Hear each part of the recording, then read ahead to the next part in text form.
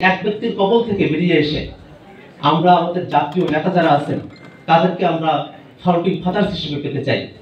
এই সংবিধানে মাত্র শেখ মুজিবুর রহমানকে জাতির পিতা হিসেবে স্বীকৃতি দেওয়া হয়েছে। আমরা বলি মাওলানা আব্দুল হামিদ খান ভাসানী, তার দোষ কোথায়?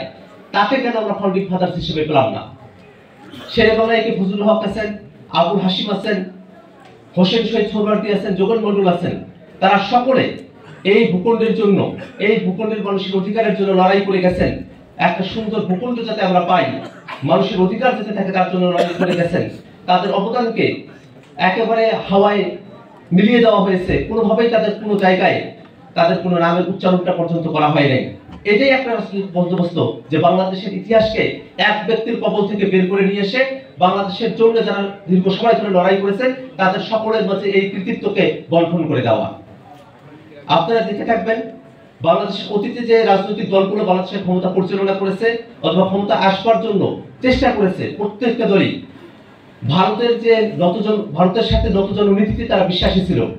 বাংলাদেশের মানুষ জুলাই এবং আগস্টের অভ্যুত্থানের সময়টাতে দিল্লি না ঢাকা, ঢাকা ঢাকা এই স্লোগানের মধ্য দিয়ে দিল্লির আধিপত্যকে খারিজ করে দিয়েছে। অতএব নতুন রাজনৈতিক বন্দোবস্ত হলো এই যে বাংলাদেশের স্বার্থের প্রশ্নে বাংলাদেশের কোনো রাজনৈতিক দল বাংলাদেশের স্বার্থকে উপেক্ষা করে কোনো সিদ্ধান্ত গ্রহণ করতে পারবে না, কোনো পলিসি নিতে পারবে না। বাংলাদেশের স্বার্থই হবে সকল রাজনৈতিক দলের ভিত্তি। এটাই আমাদের নতুন রাজনৈতিক বন্দোবস্ত।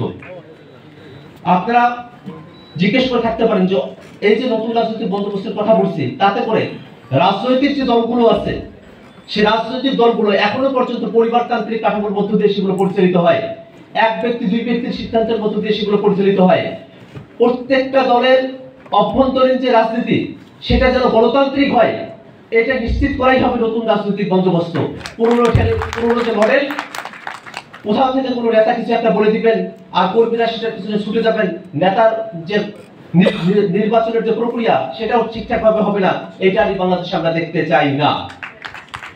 বন্ধুগণ, আপনারা সকলে জেনে থাকবেন বৈষম্যবিরোধী ছাত্র আন্দোলনের ডাকে গত 31শে ডিসেম্বর শহীদ মিনারে জুলাই অভ্যুত্থানের ঘোষণাপত্র পাঠের সিদ্ধান্ত হয়েছিল, কিন্তু তারই আগের রাতে সরকারের তরফ থেকে সকল রাজনৈতিক পক্ষ এবং মতকে ঐক্যমতের ভিত্তিতে নিয়ে এসে জুলাই বিপ্লবের ঘোষণাপত্র পাঠের সিদ্ধান্ত আমাদেরকে জানানো হয়। আমরা সেই সিদ্ধান্তকে সাধুবাদ জানিয়েছি। আর মাত্র একটা দিন, অর্থাৎ আগামীকাল 15 তারিখ আমাদের হাতে আছে। আমরা সরকারের কাছে উদাত্ত আহ্বান জানাবো। এখনো পর্যন্ত আমরা দৃশ্যমান কোনো পদক্ষেপ দেখিনি। আমরা চাইবো সরকারের পক্ষ থেকে যে বক্তব্য সেটা যেন অত্যন্ত স্পষ্ট করে আমাদের সামনে উপস্থাপন করেন। আমরা সেই বক্তব্যের উপরে ভিত্তি করে আমরা আমাদের সিদ্ধান্ত জানাবো। বন্ধুগণ আমার, আমরা যে সংবিধান বিষয়ে যদি আমরা আলাপের মধ্যে আসি, জাস্ট সিম্পল একটা কথা বলি, আমাদের সংবিধানে 4টা মূলনীতি আছে: জাতীয়তাবাদ, গণতন্ত্র, সমাজতন্ত্র এবং ধর্মনিরপেক্ষতাবাদ। এই যে 4টা জিনিস এখানে আছে, আপনারা হিসাব করে দেখেন তো, এই যে ধর্মনিরপেক্ষতার কথা বলা হলো 72 সালের পর থেকে নিয়ে এখনো পর্যন্ত এই ধর্মনিরপেক্ষতার কথা বলে বাংলাদেশে আসলে ইসলাম বিদ্বেষের চর্চা করা হয়েছে। কোনোভাবেই বাংলাদেশের মানুষেরা তারা যে সম্প্রীতি বাস করে সেই সম্প্রীতিকে উপেক্ষা করা হয়েছে। যে সেকুলারিজম বা সেকুলার যে শব্দ, এটার আসলে সঠিক বাংলা প্রতিশব্দ হতে পারে ধর্ম বিযুক্ত বা ধর্ম বিযুক্তিতা, অর্থাৎ ধর্মের সাথে তার কোনো সংযোগ নেই। কিন্তু বাংলাদেশের সকল মানুষ, তিনি হিন্দু হন, তিনি বৌদ্ধ হন, খ্রিস্টান হন অথবা মুসলিম হন, প্রত্যেকটা মানুষই কিন্তু ধর্মের প্রতি তারা অনুরাগী। বাংলাদেশের মানুষের ব্যান্ডেডকে না বুঝে, তাদের কথাগুলোকে না স্বীকৃতি দিয়ে আমরা সংবিধানের মধ্যে সেকুলারিজমকে মূলনীতি হিসেবে তখন আমরা এস্টাবলিশ করেছিলাম, যার সাথে বাংলাদেশের আপামর জনতার কোনো সংযোগ নেই।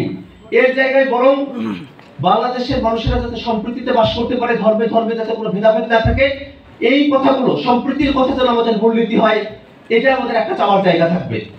বন্ধুগণ, আপনারা জানেন আমরা নতুন সংবিধান প্রত্যাশা করি।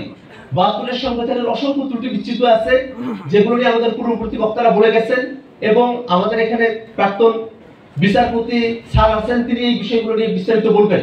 আমি শুধু এতটুকু বলি, আমাদের এই সংবিধানে আমরা যখন ছোটবেলায় ক্লাস 3, 4, 5 পড়তাম, তখন সমাজ বিজ্ঞান বইয়ের মধ্যে আমরা পড়তাম খাদ্য, বস্ত্র, বাসস্থান, শিক্ষা এবং চিকিৎসা এগুলো মানুষের মৌলিক অধিকার। দুর্ভাগ্যের বিষয় হলো আমাদের যে এত মোটা একটা সংবিধান, এই সংবিধানের কোথাও এই 5টা বিষয় যে অধিকার, এর কোনো স্বীকৃতি এই সংবিধানের মধ্যে নাই। অতএব এবং এমন একটা জিনিস করে রাখা হয়েছে, এই সংবিধানের 1/3 কে আর কখনোই নাকি সংশোধন করা যাবে না। এবং এই 1/3 এর মধ্যে তৃতীয় যে অংশটা আছে, থার্ড যে পার্ট আছে, সেই থার্ড পার্টের মধ্যেই তো নাগরিকের যে অধিকারগুলো আছে সেই অধিকারগুলো বর্ণনা করা হয়েছে। এই থার্ড পার্টটাকেও সংশোধন করা যাবে না, এরকম একটা সংবিধান করে দিয়ে যাওয়া হয়েছে যাতে করে ভবিষ্যতে আর কখনোই খাদ্য, বস্ত্র, বাসস্থান, শিক্ষা, চিকিৎসার যে আমাদের অধিকার সেটাকে সংবিধানে অ্যাড করা হবে সেই সুযোগটা পর্যন্ত রাখা হয়নি। আমরা তো এরকম সংবিধান নিয়ে স্বাধীনতার প্রায় 55 বছর পর এসে আমরা এরকম বড় একটা সংবিধান নিয়ে আমরা এগিয়ে যেতে পারি না। একই সাথে আপনারা দেখে থাকবেন এই সংবিধানে 1/3 কিন্তু সংবিধানের মানে সংশোধনের অযোগ্য করা হয়েছে এবং প্রধানমন্ত্রীকে এমন ক্ষমতায়ন করা হয়েছে যে একজন ব্যক্তি যিনি বাংলাদেশের প্রধানমন্ত্রী হলেন সাংবিধানিক প্রক্রিয়াতেই তিনি স্বৈরাচারী হওয়ার সুযোগটা পেয়ে যান, সে অধিকার সংবিধানের মধ্যেই তার জন্য আছে। এইরকম অতিরিক্ত ক্ষমতায়ন করা প্রধানমন্ত্রীকে, একটা ব্যক্তিকে যে সংবিধান করলো সেই সংবিধান দিয়ে আসলে সামনের বাংলাদেশ নির্মাণ করা সম্ভবপর নয়। এই এখন প্রশ্ন আসতে পারে যে নতুন যে সংবিধান হবে সেই সংবিধান কারা প্রণয়ন করবে।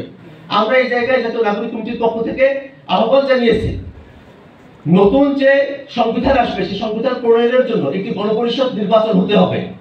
আমাদের 72-এর যে সংবিধান সেটা কিন্তু নির্বাচিত গণপরিষদ দিয়ে হয়নি, গণপরিষদ ছিল কিন্তু স্বাধীন হওয়ার পরে কোনো নির্বাচন হয়নি গণপরিষদের।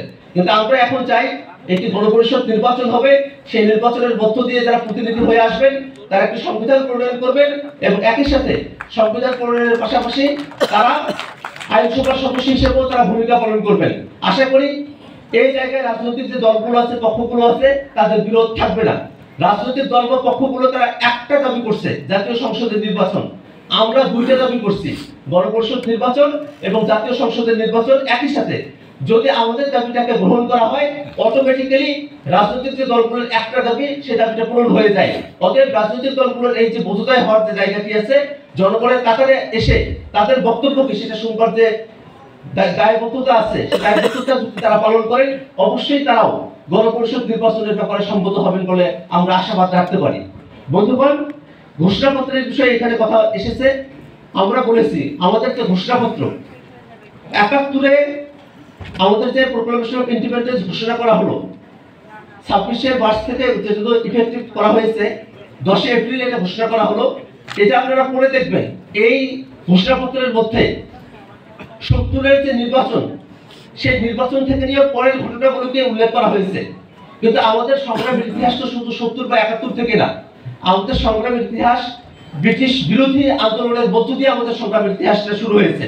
অতএব ছাত্র জনতার পক্ষ থেকে দাবি হচ্ছে ব্রিটিশ বিরোধী আন্দোলনের সময় থেকে শুরু করে নিয়ে 40-এর দশকের পাকিস্তান আন্দোলন, 71-এর মুক্তিযুদ্ধ এবং 24-এর অভ্যুত্থানের যে স্পিরিট, এই প্রত্যেকটা বিষয়কে ঘোষণাপত্রের মধ্যে নিয়ে আসতে হবে।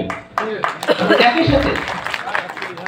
সাথে আমরা এটা বলি যে বাংলাদেশ যে বৈষম্য বিরোধী আন্দোলনের মধ্য দিয়ে সরকারের পতন ঘটেছে, বাংলাদেশে যেন আর কোনোভাবেই বৈষম্য কোনো সেক্টরে না থাকে সেই বিষয়টাও যেন যে মানে খসড়া ঘোষণাপত্র আসতেছে সেই ঘোষণাপত্রের মধ্যে যেন এটা উল্লেখ করা হয়। এবং একই সাথে বাংলাদেশের সামনের বাংলাদেশ তারা যেন নতুন কোনো স্বীকৃতি না থাকে, শহীদ এবং আহত যারা আছে তাদের যেন স্বীকৃতি থাকে এবং একই সাথে বৈষম্য বিরোধী ছাত্র আন্দোলনের ডাকে এই আন্দোলনটি সংগঠিত হয়েছে তাদের যেন উল্লেখ এই ঘোষণাপত্রের মধ্যে থাকে। এই সব দাবি আমরা জানিয়েছি। আপনাদের সকলকে আজকের এই আলোচনা সভায় মনোযোগ দিয়ে ধৈর্য সহকারে আমাদের বক্তব্য শোনার জন্য ধন্যবাদ জানিয়ে আমি আমার বক্তব্য শেষ করছি। ধন্যবাদ সকলকে।